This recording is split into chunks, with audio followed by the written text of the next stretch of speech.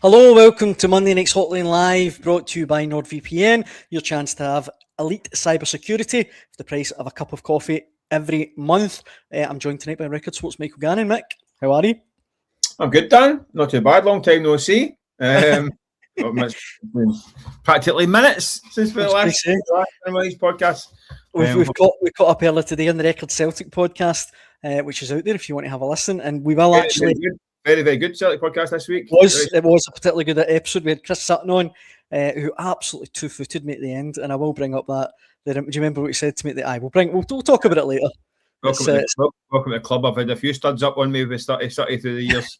I know the feeling. As you can see, if you're watching at home, Keith Jackson's not here. He's away on his fourth holiday of 2026. He's actually sent us in a picture, so there he is. That's partly live. New glasses and everything, so I hope Keith's having a nice time. That's good that he's got away, Mick, isn't it? He's what's hard. That's definitely an improvement in his normal clubber, that's for sure. He's looking good. Good for Keith. He'll be back soon enough. I think football-wise, Mick, the only place for us to start. You were at Tannadice yesterday. I don't even know where to begin. That's how bad it was for Celtic.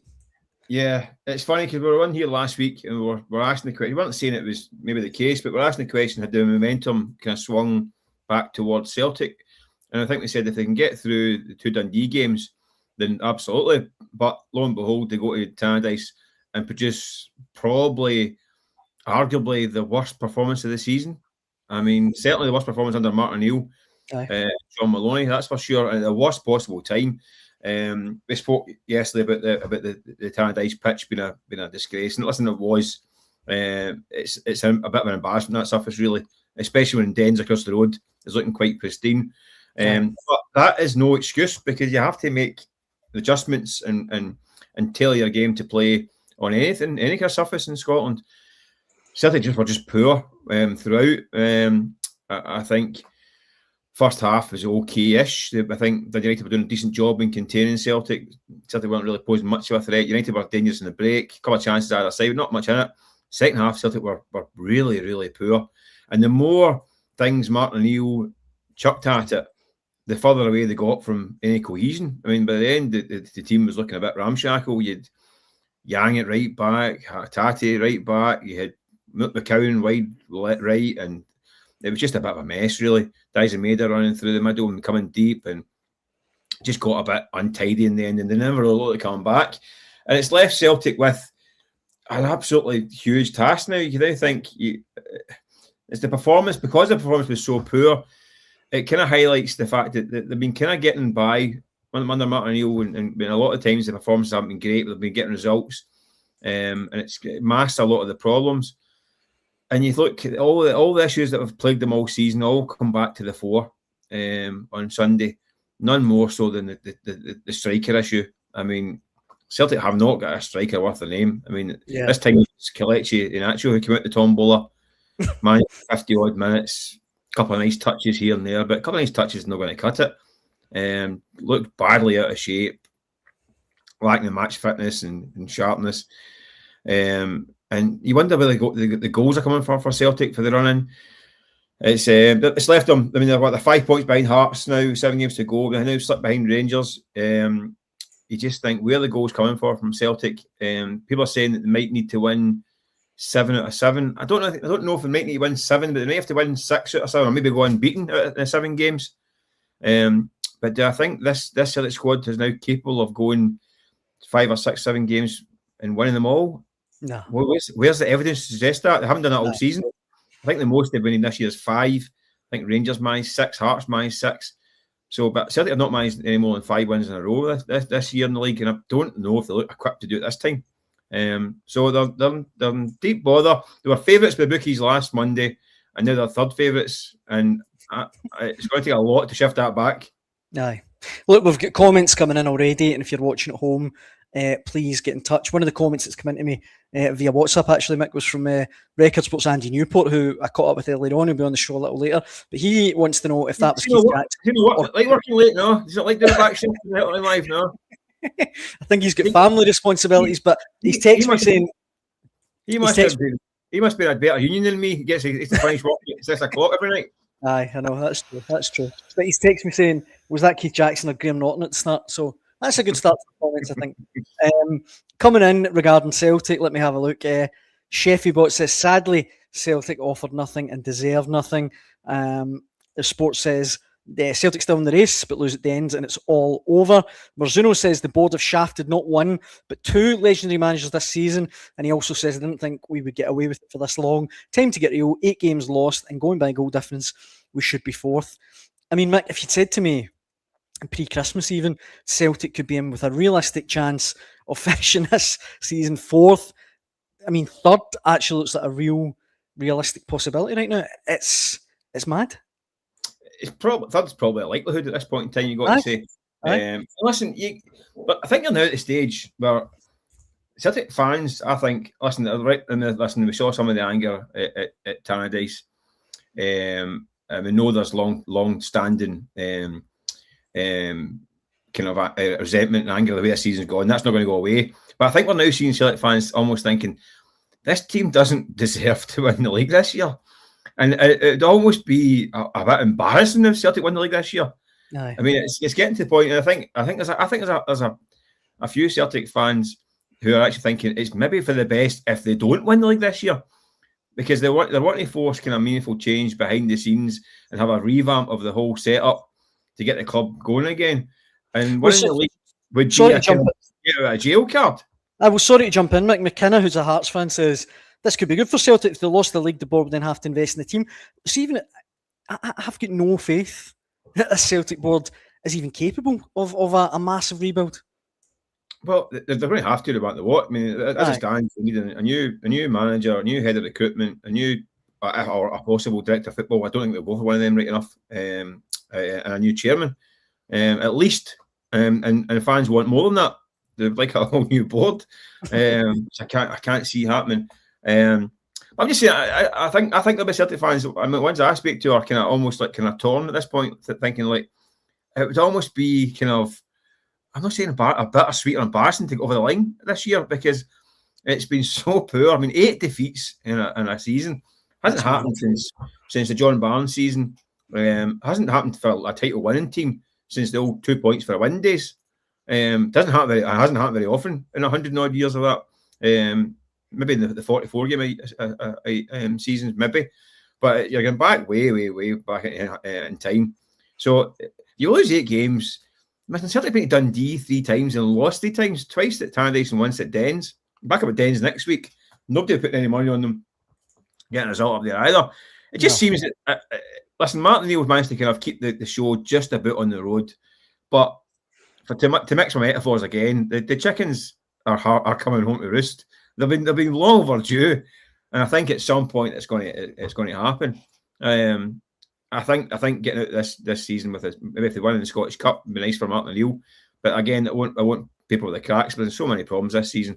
And listen, the league is still up for grabs, and we still need to wait and see how Rangers and Hearts go on. I mean, I don't think they're vintage Rangers team. This Hearts are having a fantastic season, and this is an incredible year for them, and they're in pole position for a reason. But they're both. They have got kind of they have got weaknesses as well, Rangers and Hearts. So it might be that they'll trip up. And last weekend we were saying momentum's going to Celtic. Hearts are falling the wayside. They come back with a win. Now it's swung back. So it might be there will be some more twists, and it can happen. We could be sitting next Monday with a whole new kind of view. I just think Celtic's problems are so ingrained that it almost would defy belief to get this over the line. And what would it say about the others? I mean, what would they say if Rangers and Hearts can't capitalise on this Celtic team? Then they never will. So, and I think even a lot of the Celtic fans are getting to the point now that, I'm sure they would love to win the league. I'm not saying they wouldn't want to win the league, but would they think it feels as though they deserve it, or would it feel as though that would be the catalyst for the change they want? I don't know. I think people might be torn. Yeah, absolutely. Well, look, I mentioned earlier on that we caught up with Celtic legend Chris Sutton and Record Sports Craig Swan earlier today to pour over yesterday's result. I've taken a clip from the show, Mick, that we can maybe look back on and hear Chris's view. This is particularly about the striking problems that Celtic have got. Let's have a listen. on this one, boys, bear with me on this one if you could. But you were talking about the attacking. Both you lads were talking about. Three, you were talking about the attacking unit there, and we've got a great exponent on the podcast with us just now in Chris. You know, and he'll tell you himself, good strikers, good front players can cover a multitude of sins in a team. They can get you out of jail when you're playing badly and win a game. I had a friend who said to me last week, "This is the worst Celtic team in 30 years." Now, I thought that was maybe a wee bit harsh, given the guys that are in there. In fact, I do think it's harsh, given the guys that are in there, the service, the things that they've won, etc. We actually made a point of going back and having a look at the front players that Celtic have had now. I don't need to go through, we don't need to bother going through them all, right? But because he said 30 years, it actually ties in. I reported my first Celtic game 30 years ago. It's actually a good idea. You go through, for Tommy Burns' team, we all know about Cadeti, Van Hooijdonk, all of those guys, Wim's team. The successful teams, forget them, because we all know them, like Martin's team with Chris and John Hartson and Larson, Strachan's teams with McDonald and Vennegoor, Hesselink and Maciek Zarafsky, and then Ange's teams and Brendan's teams with Dembele and all those boys. But even the ones that really, so you think in the last 30 years, lads, the teams that have really, when it's real, the wheels have fallen off, like John Barnes' team, say, for example, they started the season scoring goals and then Henrik Larsson broke his leg and it fell off a cliff at the end, but they still had Moravcik, Larsson, Tommy Johnson, Ayo Berkovic, Mark Viduka, still had those guys. Think of it when it fell away for the terrible days at the end of Ronnie Dyler when it was Carlton Cole and Colin Kazim Richards and these characters. They still had Patrick Roberts, Tom Rogic, James Forrest, Lee Griffiths scored 40 goals that season. Ryan Christie, still had guys like that they could call upon. At the end of when it went wrong for Neil Lennon's team, the second time when John Kennedy ended up taking over at the end and he finished miles behind Rangers, you still had Edward, Christie, Griffiths, El Yunusi. The only one I could find that was even comparable was when Tony Mowbray's time, when you had like sort of Diamanti Camera and Fortuny and Morton Rasmussen, remember names like that. But they still had Georges Samaras and Robbie Keane. Even within that, this current bunch would be the worst attack in 30 years, I would say. I don't think there's any argument with that. If you actually look at who they've got and you go through the last 3 decades, I don't think there's been a worse batch of front players at Celtic. A mate of mine said to me just that the other day, he said, this is getting to John Barnes' proportions. I think the John Barnes team would batter the Celtic team, personally. John Barnes team would Craig Burley and Paul Lambert. And, it's the attacking players, the attacking mistakes. Chris talks about it all the time. I'm not going to bore everyone. Kyogo has still not been replaced. And not only that, they sold Adamida.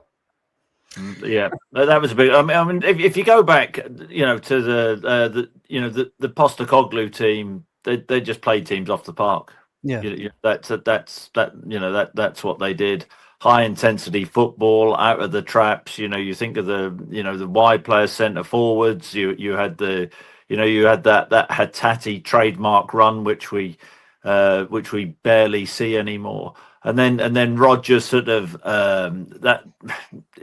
adapted it a little bit, but Celtic had Brendan Rodgers often talked about that pace up top. That was the way that Celtic were going to play. I mean, and now you look at the Celtic front line, you wonder, you sort of what is their identity?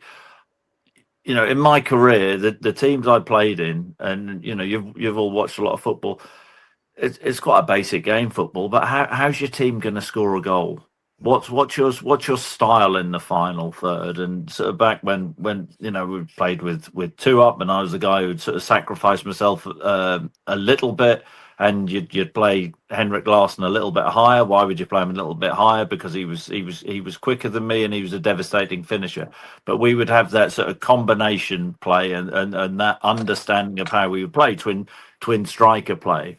Or, my job would be, if players had it in the wide area, to make sure I'd get across on the side of the ball, work hard, and I'd always know, that Henrik would be on my inside shoulder. I don't actually know. It's like at this moment in time, Yang he's been okay this season, but everything seems to be off the cuff. I actually think when James Forrest comes on, and he's barely played this season, I actually think that in the final third, that Celtic do look more threatening, but he's He's nearly 50, poor James, isn't he? You've got Days and Maida off the other side when he plays off the other side. They all have their deficiencies. Whose product is his product? His end product is his end product. It's always been like that. But he's had a particularly poor season. But the centre forward situation is an absolute shambles.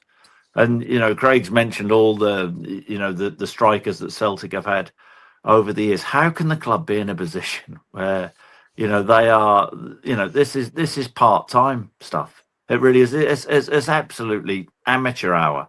And I think you can see the frustration in Martin's face yesterday, and he's doing his best to get by. But I think yesterday was one where he realised it was coming. I heard him talk before the game, and because of recent the performances against Rangers, because of the victory against Motherwell, and I'm not saying Celtic were fortunate against Motherwell, but that was 1-1 until late on. But even before the game, when I think Luke Shanley and you guys probably asked him the same thing on the presser, I didn't listen to what he said in his sort of sit-down presser at the weekend. But he was never getting carried away and talked about, oh, we've got momentum now and this real belief we're going to go there. We feel it. It's the complete opposite of that. And why is it like that? Because he knows the team is crap at times, and that's the problem. And then after the game, it's about Celtic have to win 7 games. That's what we probably all think, maybe 6 and a draw. But are Celtic really capable of doing that? And we all know the answer. The thing that Celtic have on their side is, I think, that Hearts are similar. They could lose games, and so are Rangers. So anything's possible. I think it's the most interesting. I never quite knew what to make of the split. I never quite knew what to make of the split. The split is the split, of course. But this season, I do think it's going to be epic, because previous years you always thought, well, Celtic could win this. Celtic could beat everybody after the split. But I mean, everybody's capable of beating each other, and that's what Celtic can cling to, really. But I actually thought, going into the game at Tannadice at the weekend, I actually thought that Dundee, the next game up in Dundee, was going to be maybe a harder one. And I mean, that's a monumental game. It really is for Celtic. But nothing's going to change in the final third. I mean, I don't know. Do you think things are going to change? I don't think so. Chris, you just talked about playing in a pairing there, and we've talked about the deficiencies of the Celtic strikers. Now, however way you want to shape it to get it to happen, there's none of them can really play the lone role. None of them are really doing it properly. Is there any way you could see 2 playing up to at least try and make one striker out the 2 of them? Well, with the guys they've got there just now, can you see a pairing in there? They tried to do it at the end of the game when 4-4-2. Adamu went up centre forward alongside Days and Maida, but they don't play as a pair. They're like split, and but it doesn't actually matter how you play with the 2 wides and 1 centre forward or whatever. You have to have an understanding of how you're going to play in the final third. And I think that it's like everything is so off the cuff. And in the final third, it does have to be, because everything changes, because the defender's positioning, the movement of the ball, and players have awareness. But we used to have rules within the team where a pass going into to say Petrov in midfield, he would always try and play round the corner first time. Always, if he could, he'd always try and play round the corner first time. So I know he's trying to play round the corner first time. So I make sure I then get on the side of the ball and in front of my centre half. And if I don't get in front of my centre half, that's my fault. That's my problem. But you have that understanding it's going to happen. There are rules within the game which you use, and that's where it just becomes seamless, and you can become such a threat. And if I could get, I used to think, if I could get on the edge of the box and I could get my foot on the ball, and then you have Petrov following his run, or a Gat off the right-hand side, running towards me, where I could slip him a pass, or I could play round the corner to Larson on my inside, or whatever. It's really hard to defend against. But at this moment in time, I mean, yesterday, Ian Acho, I know he had the left foot shot in the first half, where I think that was the only time he really ran in behind. It's not what he wants to do, running behind. He always wants to come to the ball. And the way Dundee United set up with the 3 centre halves, that system is designed to defend deep. Everything was in front. And they were saying, well, even if your cross ball's in, our lanky centre halves, Jim Goodwin saying, our lanky centre halves will deal with it. Who's going to score a header in this Celtic team? So the centre forward. Chris Sutton there, Mick, and that's on the Record Celtic podcast, which is out there now if you want to check it out. Some comments that are coming into us. Let me throw these at you and get your take. Sean says Celtic took a gamble. They would beat Kairat and pick up bargains that we want to play in the Champions League. Dolberg, for example, that's what's cost this season. Rosino says Yang is in the 13th percentile for chances created in the league. That means if you take 10 random Scottish Premiership wingers, Yang is the least effective, the Celtic winger. Mr. Woxie says Rodgers has been vindicated now big time. No statement needed. Jimmy says Celtic need to change from 4-3-3. It isn't working. And Alex says Hearts, Rangers and Celtic all average less than 2 goals a game. Poor stuff. And finally, Luke says Celtic will need to spend a hell of a lot next season. Sorry, one final one, Mick. Chick says the demise of a strike force started with letting big Giacomakis go. Even then, Adamida after him, no power up front. I mean, that is a good point. Swanee talked about Van Hooijdonk and Cadet and Larson.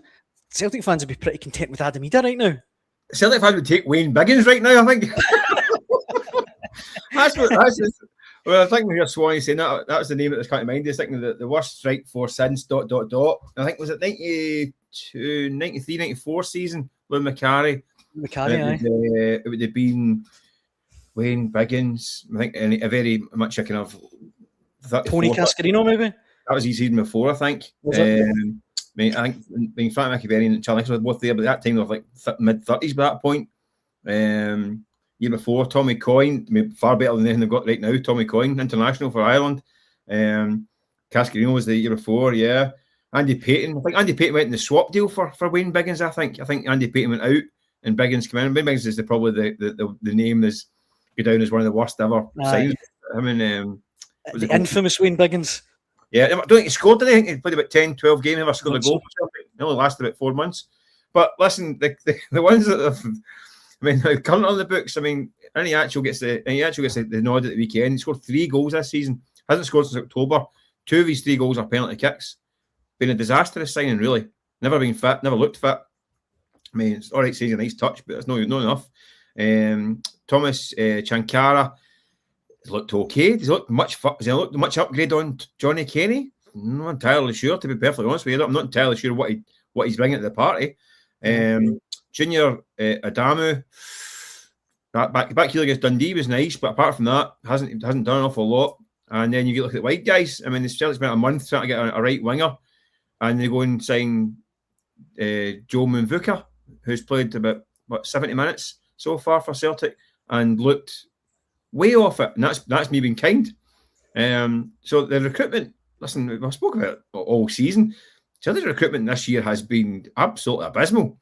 Even in January, listen, Martin Neal's, he can't. I think you can look at. I thought tactically, some of the decisions at the weekend at Tannadice I thought were a bit weird and wacky.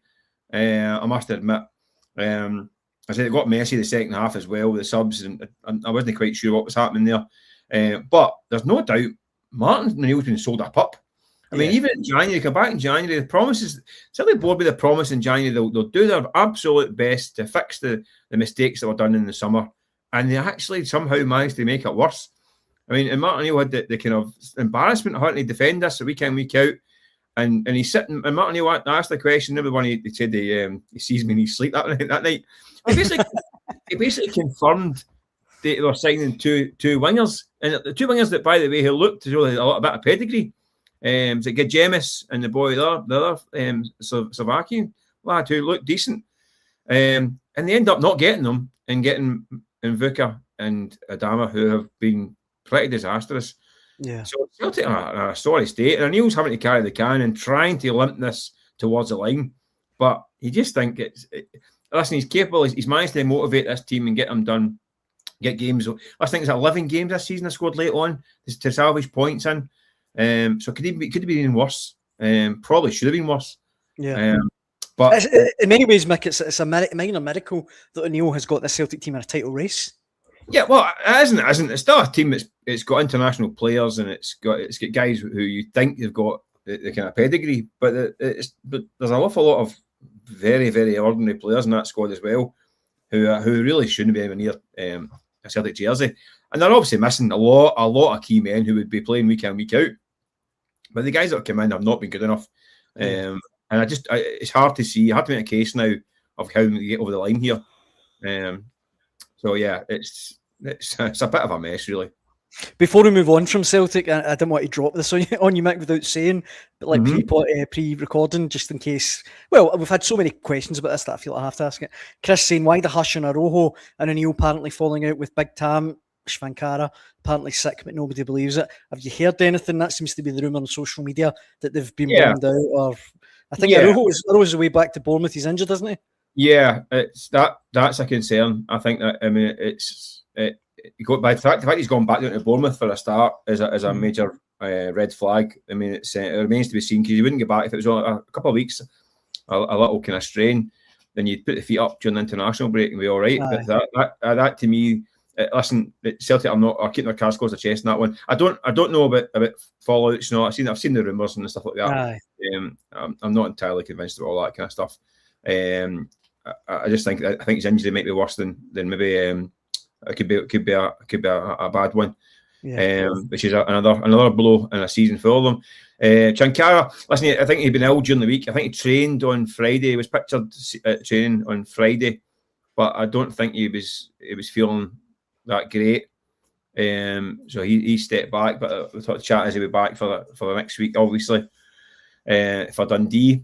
But again, he's not really grabbed any opportunities. Shankara, he's looked. I don't know really what he brings to the party. I almost think he looks like a winger sometimes, Mick. Like he doesn't look. I don't know what he's saying. I mean, he's not great in the air. He doesn't look like a penalty box. But listen, he's only scored. I mean, I think he scored twice for Celtic, once a penalty. He scored 3 goals all season. I think 1 in Turkey. Last season he scored 3 goals for Mönchengladbach. The season before, I think he's not scored double figures since his days at back in the Czech Republic. Prague. Sorry. Likewise, Iheanacho's not scored double figures for 5 years since he was one good season at one of his good seasons at Leicester. He scored about 8 goals in 3 years. Iheanacho. Adamu has scored about less than half a dozen in the last 2 years. Celtic don't have any goal scorers. No. Don't create an awful lot. The wide players, I think, are too flaky as well. And if you're a striker at Celtic, you don't really know what you're going to get because they don't really know what they're going to get either. So it is difficult. It is difficult for strikers, but they need to be offering a bit more than they are right now. Because they're not don't even look like scoring half of them. Wolvie is one of a couple of people in the comments giving us grief for talking too much about Celtic. Sorry, Wolvie. I did catch up with Record Sports Andy Newport earlier on today. There's a big win for Rangers at the weekend. Let's catch up with him and see what he made of it. Joined on Hotline Live now by the one and only Andy Newport. Andy, massive win for Rangers. Everyone, I guess, at this time of the season is massive. I know Aberdeen aren't in a great place at the minute, but still an emphatic victory for Rangers at the weekend. Yeah, I mean, the team had been sort of criticised the week before for not really showing much attacking verve, but this was I suppose what Daniel will say was a welcome sort of outbreak of, verve and attacking football. So they were well worth their win. As we said, I thought Aberdeen were really, really poor, and I think you've got to start worrying about them. But in terms of the Rangers' point of view, I think it's exactly what they would have wanted to see after some 3-4 quite laboured displays. You think about the performance at Livingston, having to fight back from 2-2, but they're awful for probably certainly first 45 minutes. Obviously, then great against Celtic for 45 minutes, but come right off it. They end up throwing away a 2-goal lead. Dominate the next Old Firm game, but go out in penalties, and then go to St Mirren again. So I go through the motions and grind out a win, but this was a bit more like it from Danny Rowe's team, certainly. One guy that we talked about before we come on here, Andy, one guy that I need to get your take on is Mikey Moore. because, look, hands up, at the start of the season, I didn't really see the logic in bringing him in and developing another club's young player when you had someone like Finlay Curtis sitting there. And his initial performances weren't mind-blowing. But now he's such a fantastic player, I guess. And if I was anyone in the Rangers hierarchy, I'd be on at Spurs saying, look, what is it going to take to get him back next season? Yeah, I think that they absolutely have to be, and I think they are. I think there are what we maybe say very, very early conversations around that. Listen, I think it's all going to be decided really not by Rangers. If they got their wish, I think they'd have him back next season. But it's all down to Spurs, and they are the quintessential bin fire at the present. And that defeat to Nottingham Forest at the weekend leaves them in huge bother. And listen, there's a real possibility. We're looking at Spurs getting relegated right now. 48 years.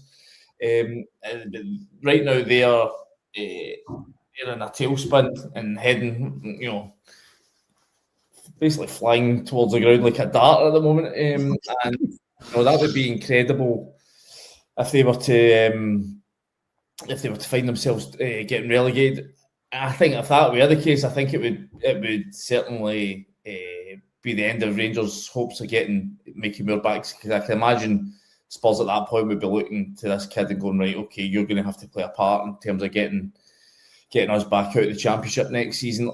My only hope for Rangers getting them back next season would be if Spurs were to survive and have some sort of huge summer overhaul in which they go and splurge the cash in a way that they haven't really ever done in recent memory. Under the previous sort of stewardship of Daniel Levy, they were very frugal, very tight with their money. The only way I could see Mikey Moore coming back up here if they decide, right, no, we're just going to throw noodles of cash at this in the hope that you can have a big turnaround in one window, and then maybe Moore's they decide Moore's best to stay in Glasgow. But listen, for me, he's been the brightest light in this Rangers squad for the majority of the season. I always go back to that game against Hibs around sort of Christmas time when at Ibrox, when there was so little style to the Rangers play. They were just sort of going through the motions. Confidence had been sort of ripped out of the team by the start they had to the season, and he was the only guy in the team that showed any kind of leadership, wanted to take the ball, wanted to run at defenders. And I think without him, I really don't think Rangers would be in the situation where they are right now, because I think you needed, as much as his numbers aren't huge in terms of goals and assists. I think that's maybe 6 goals he scored at the weekend there. Not huge, but it's more about the sort of personality that he puts in the Rangers team at times. I think without him, there's a lot of guys that like to play safe and don't want to take the risks, or aren't capable of taking the risks that he is, certainly. So for me, he got a bit of stick when he first came up. He spoke about wanting to become one of the best players in the world. Okay, listen, whether that happens or not, we'll soon find out. The fact he had the ambition and the boldness and the courage to talk like that, I think you can see that the way as a player. And for me, I think he is destined to be, going to big things, whether that's at Rangers or down south. I really can see him having a really top career the older he gets. I completely agree. I think he's going to be a special player. Just on Moore, before we move on from that, Andy, if it was up to him, you think he would fancy another season at Rangers? I'm not sure. Listen, I think it all comes down to what sort of noises he gets from Spurs. Listen, I think a lot of Rangers fans have jumped on the quote he gave at the weekend. I sort of asked him after the game if the situation at Spurs would be the deciding factor, whether they get relegated or not. And he said, listen, obviously the ball's still in Spurs' court, obviously, but he'd love to come back if it was decided this would be the best decision for him.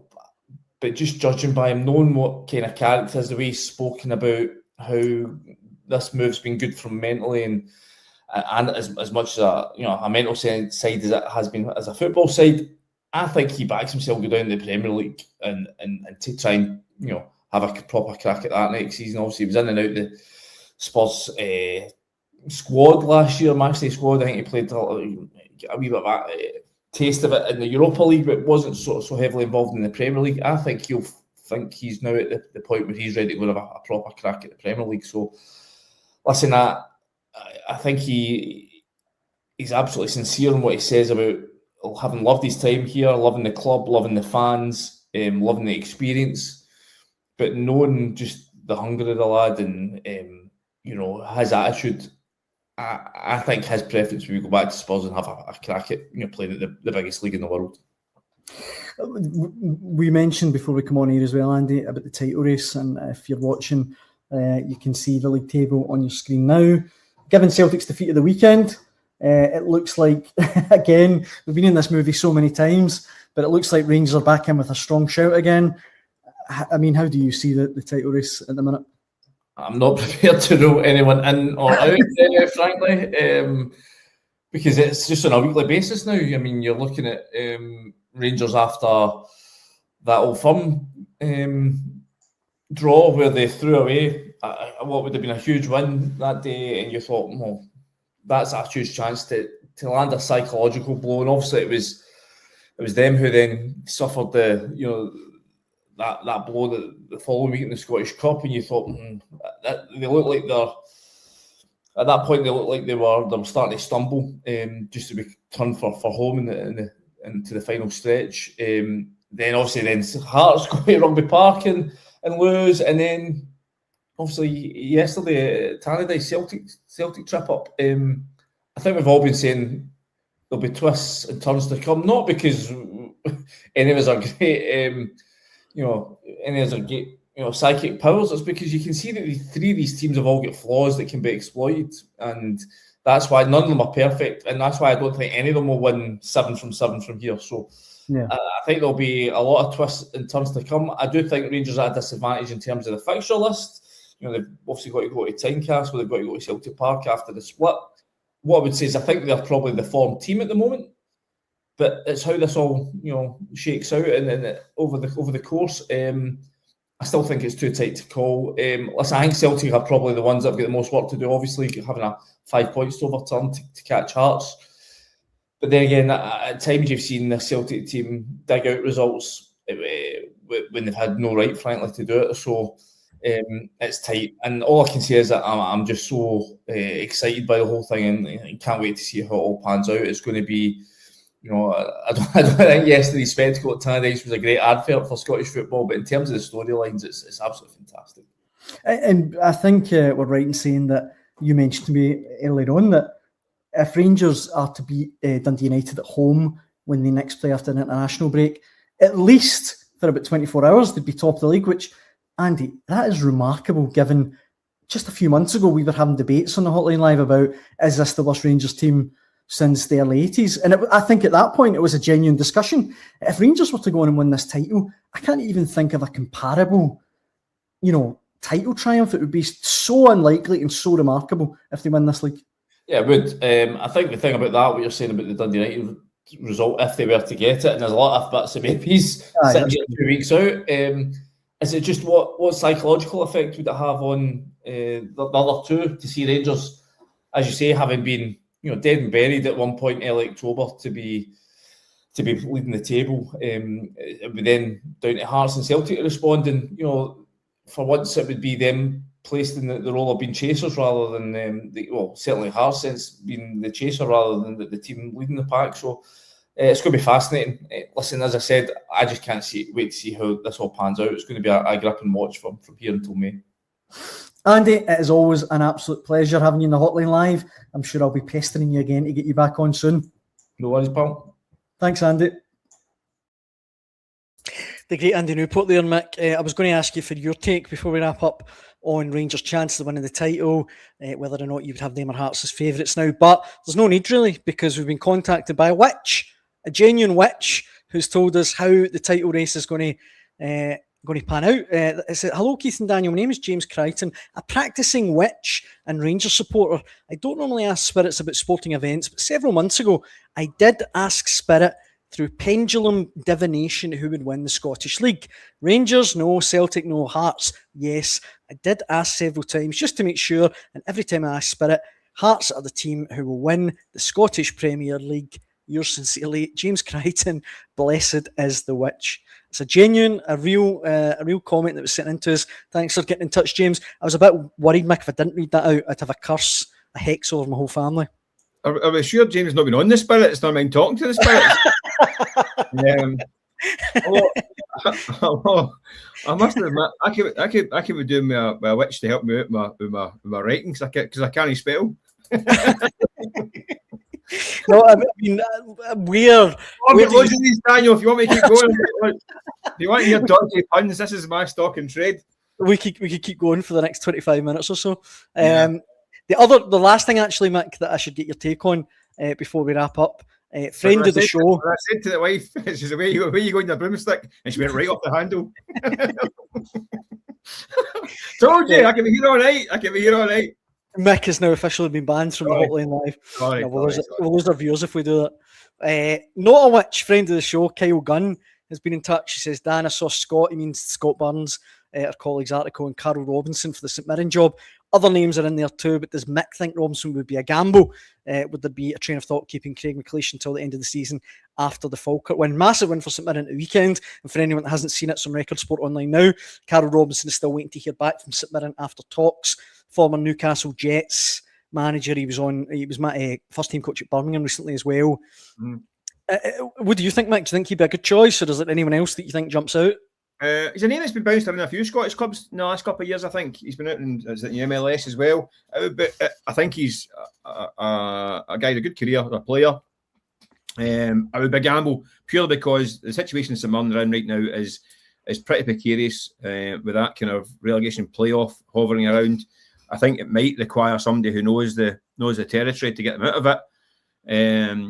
So yeah, it would be a gamble at this stage in time, given the fact that there's so much riding in the next few weeks. It looks like a job for a kind of a steady pair of hands that knows the division. Mind you, if you get a guy called Robinson, you don't need to change too much of the training gear. That's one. Saves a few quid on the branding. On Robinson, Mick, just as well, I know I'm crowbarring everything in before we finish, but I'm really worried about Aberdeen. I think Aberdeen could easily find themselves in that 11th spot. Big time. Aberdeen. I thought Rangers played really well the other night. I think we're talking about the other title race. I think they're the ones that I think have got a bit more to offer in terms of the running. It's a question of whether they can handle the heat. Aberdeen, major problems. I thought they were dismal. Ibrox offered next to nothing. Yeah, it's not very often you see a new manager fill into his squad after 2 games. And I thought Stephen Robinson was pretty strong talking about that team. He's trying to fire a rocket at them clearly. Too many players that are too comfortable and too much money, not giving enough effort, not enough quality. They are sleepwalking into that playoff. And by the way, can you imagine if they hit Dunfermline or something like that again in the playoff? Would you back them? No chance. Aye. Absolutely not. So they have to give themselves a major shake in the next few weeks, because that bottom 6 after the split is not fun for the teams. I think unfortunately Livingston are now doomed. Yeah. It's pretty obvious, isn't it? But I think Kilmarnock got a bit about them. I think Dundee are fine. St Mirren have got guys who have been over the course and distance and they've done well over in recent years. Obviously, the cup win and all that stuff. I think they've got a bit more about them. And that one at Falkirk at the weekend, Mick, was big for them, I think. Yeah, it's huge. I think St Mirren, Aberdeen are the ones that should be shifting rather nervously right now. So it needs a huge reaction. And it's Aberdeen St Mirren after the international break. I know. Which I think I'm down. I'll put my hand up for that one. I think that'll be an absolute cracker, a good 6-pointer. So yeah, it's Aberdeen are in deep doo-doo right now and need to give themselves a shake. Absolutely. Well, look, I think that brings to the end on Monday night's Hotline Live, brought to you by NordVPN. Thank you so much for all the comments from witches and non-witches. We really appreciate it. Mick, it's always an absolute pleasure having you in the Hotline Live. Listen, the only witch I'm interested in right now this time of night is a sandwich. I did warn you. There was plenty more that came from. Listen, I'm making out that that I hate them. I love them, Mick. Yeah. I could do this all night. It's brilliant. Look at an old grizzled tabloid veteran. The dodgy, rubbishy puns is my stock in trade. I've got a big bag of them here I can dig into. For the latest For the latest Mick puns and cliches, stick with Record Sport Online. But for tonight, I think that brings us to the end. Mick, it's always a pleasure. No worries, Daniel. Thanks for watching, folks. See you later on. We'll be back at 6 p.m. tomorrow. Hope you can join us then. Thanks for watching. Cheers.